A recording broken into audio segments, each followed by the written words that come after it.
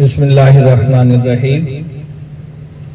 सियासत्ता की रिवायत है, हजरत उमर फारूक रज़ियल्लाहु ताला अन्हु रिवायत करने वाले हैं कि आका करीम अलैहिस्सलातु वस्सलाम ने फरमाया कि जो शख्स बाजार में दाखिल होते वक्त ये जुमले पढ़ ले, ला इलाहा इल्लल्लाहु वहदहु ला शरीका लह, लहुल मुल्क व लहुल हम्द, युहयी व युमीत व हुवा हय्युल यमूत, बियदिहिल खैर व हुवा अला कुल्लि शैइन कदीर।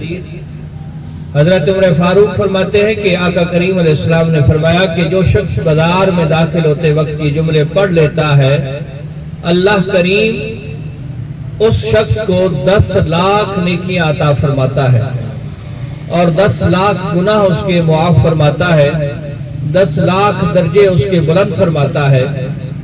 और अल्लाह करीम इन जुमलों के सदके में उस शख्स के लिए जन्नत में एक घर बनाता है।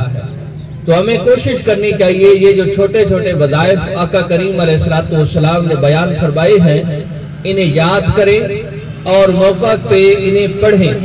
इनके बहुत ज्यादा समरात हैं, सवाब है, इफ्ज है।